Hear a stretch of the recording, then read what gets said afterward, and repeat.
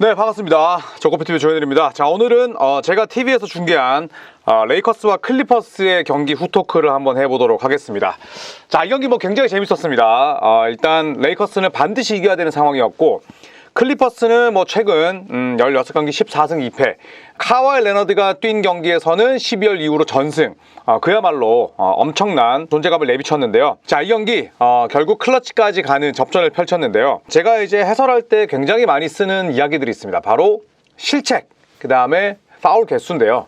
일단 실책 같은 경우에는 말 그대로 공격도 해보지 못하고 공격권을 넘겨줍니다. 반칙 같은 경우에는 개인 파울과 팀 파울이 비례해서 쌓이고요. 그리고 개인 파울이 쌓이다 보면 수비할 때 아무래도 정상적인 그런 범위로 하기가 어렵고, 또 팀 파울이 쌓이게 되면 팀 파울에 걸리지 않기 위해서, 혹은 팀 파울에 걸렸을 때는 자유투를 내주지 않기 위해서 소극적으로 나도 모르게 수비의 스탠스가 바뀌는 경우가 많죠. 그렇기 때문에 저는 실책과 파울 개수를 상당히 중요하게 보는 편인데, 오늘 경기 내내 이 양 팀의 경기 화두는 실책이었습니다. 자, 전반에 클리퍼스가 실책 5개였고요. 레이커스의 시즌 실책이 14개니까 전반 10개면 상당히 많은 편이었죠. 자, 그런데 후반 들어서 양상이 완전히 바뀌었어요. 3쿼터만 놓고 보자면 클리퍼스의 실책이 무려 7개였고요. 레이커스가 2개였습니다. 자, 그러면서 결국 끌려가던 점수를 레이커스가 뒤집게 됐는데, 레이커스 같은 경우에는 실책 기반 득점, 그러니까 실책을 이끌어낸 직후의 득점 자체가 많지는 않았습니다만, 분위기를 넘길 만한 그런 턴오버들을 굉장히 많이 좀 이끌어냈었어요. 디러셀의 3점도 터졌고, 그리고 폴 조지의 공격자 파울 이후에 크리스찬 우드의 덩크까지 레이커스가 여러 차례 멋진 그런 장면들을 만들어냈습니다.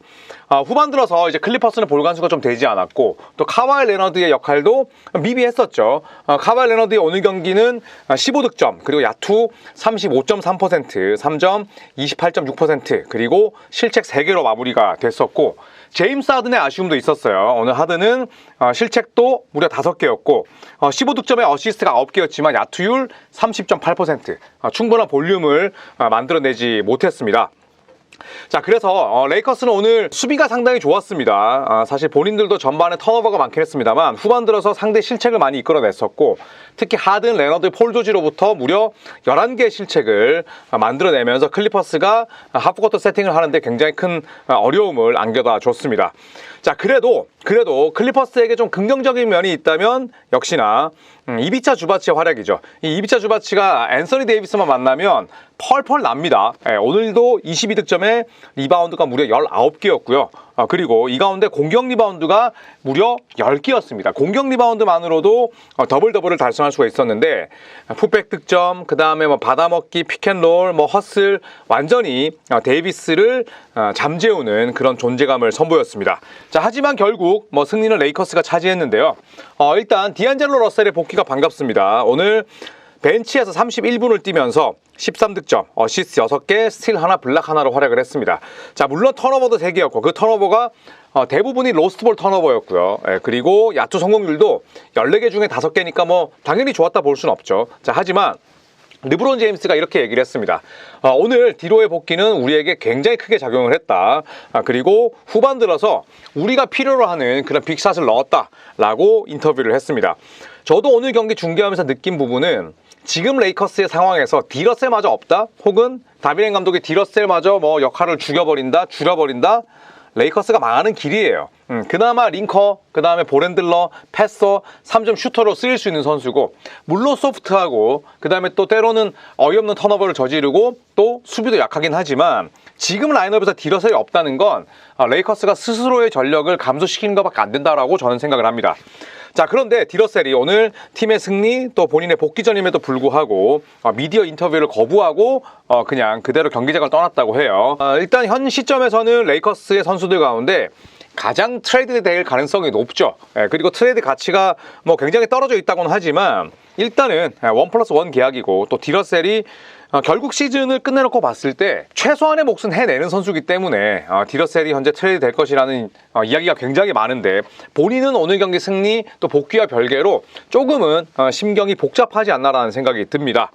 자, 그리고 오늘 르브론 제임스의 활약도 빼놓을 수가 없죠. 38분 뛰었어요. 25득점, 리바운드 8개, 어시스트 7개, 스틸 하나, 그리고 턴오버가 4개긴 했습니다만 오늘 뭐 앤서니 데이비스 다음으로 팀 내에서 많이 뛰면서 또 팀 내 최다 득점을 기록을 했습니다. 특히 후반 들어 나왔던 폴 조지 머리 위로 찍어버리는 덩크, 야, 이거는 진짜 40대 선수가 맞나 싶을 정도로 정말 어마어마한 파열음과 함께 또 이 크립토닷컴 아레나에 모인 팬들을 열광케 했었는데요.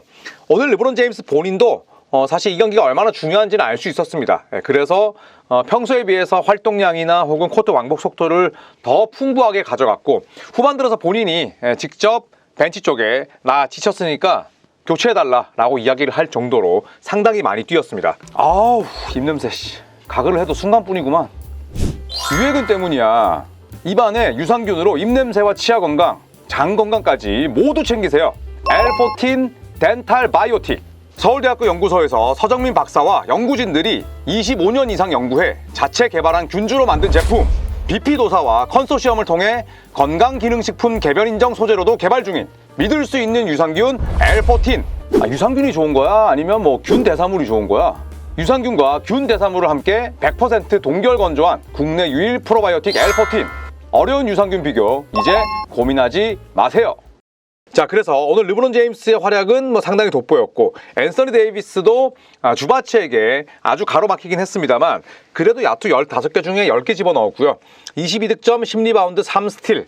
부실했다 볼 수는 없죠. 특히나 이제 주바치가 안쪽에 있는 공간이 워낙 비좁고 밀집되어 있다 보니까 오늘은 이제 엘보우 쪽에서 터치하고 슈팅을 많이 집어 넣었습니다. 다만 이제 레이커스도 오늘 승리와는 별개로 좀 고민스러운 부분이 있어요. 일단 캠 레디시가 초반에 그런 활약상과는 별개로 최근 들어서 굉장히 경기력이 좀 떨어져 있습니다. 오늘 20분 뛰면서 턴오버 5개거든요. 이거는 주전으로 뛸 수 있는 자격이 없다는 거예요. 왜냐하면 캠 레디시는 비싼 선수가 아니죠. 상당히 싼 금액에 모셔왔으면 이런 주전 기회가 왔을 때 더 견실하고 견고한 플레이를 펼쳐야 됩니다. 왜냐하면 언제든지 바뀔 수 있는 그런 자리이기 때문에. 근데 오늘 20분 뛰면서 턴오버 5개. 오스틴 리브스 최근 주전으로 뛰면서 좋은 활약 펼쳤지만 오늘 계속 매치업 공략 대상이 되다 보니까 멘탈이 나갔죠. 오늘 32분 뛰면서 야투 시도 개수가 딱 5개였고요. 8득점, 2어시스트, 2턴오버에 그쳤습니다. 자, 결국에 이제 이런 부분들이 좀 레이커스의 고민거리가 될 수밖에 없을 것 같고, 일단 크리스찬 우드는 오늘 벤치에서 9득점에 리바운드 10개. 다만 제러드 밴더빌트가 21분이나 뛰면서 2득점. 뭐 하루 이틀 있는 일은 아닙니다만 밴더빌트를 디펜더로 쓸 거면 확실하게 수비수로 쓰던지 해야 되는데, 오늘은 제러드 밴더빌트를 약간 링커로 쓰는 장면들이 나왔거든요. 그래서 이런 부분들은 조금 고개를 갸웃거리게 만들었습니다. 자, 그리고 마지막으로 카와이 레너드에 대한 이야기를 해볼까 하는데요. 자, 오늘 카와이 레너드가 35분을 뛰었습니다. 그런데 클러치 상황에 4분 남겨놓고는 대부분 플로어에 나서지 못했어요. 저도 상당히 의아했었는데, 터런루 감독이 경기 끝나고 나서 인터뷰에서 카와이 레너드가 4쿼터 클러치에 나오지 않은 이유는 백투백 일정에 따른 시간 제한 조치 때문이다라고 이야기를 했습니다. 그래서 내일 피닉스와의 경기가 또 홈에서 열리기 때문에 레너드를 클러치 타임 때 뺐다는 이야기인데, 저는 조금 고개를 좀 갸웃거리게 만들었어요. 왜냐하면 35분 뛰었단 말이죠. 폴 조지 38분, 주바치 37분, 제임스 하든 39분을 뛰었어요. 그런데 35분을 그러면 클러치 상황 직전까지 끌었었다는 거 아닙니까? 그런데 이게 맞나 싶어요, 저는. 그러니까 클러치 타임을 뭐 예상할 수는 없겠지만 그래도 클러치 타임에 접어들기 전에 좀 더 상황이 여유로울 때 슈퍼스타들의 출전 시간을 제한하는 게 맞는데, 조절하는 게 맞는데, 이거 굉장히 좀 기계적인 저는 교체라고 생각을 해요. 그래서 4쿼터 남겨놓고 카와이 레너드가 35분을 뛰었는데 그 중요한 클러치 순간에 카와이를 못 썼다. 이 부분은 저는 좀 약간은 좀 주객 전도이지 않을까? 그래서 물론 터런루 감독도 얘기를 했어요. 내가 욕심내서 많이 썼다, 내 잘못이다라고 얘기를 했는데 조금은 좀 의아했습니다.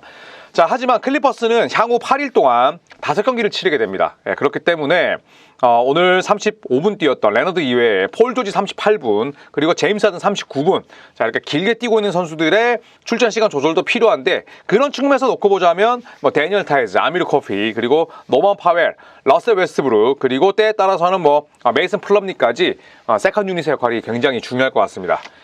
자, 감독 경질설이 돌았던 레이커스에게는 굉장히 중요한 경기였고, 그리고 이 홈 경기를 레이커스가 승리로 장식하면서 올 시즌 클리퍼스와의 2경기를 모조리 승리로 장식했습니다.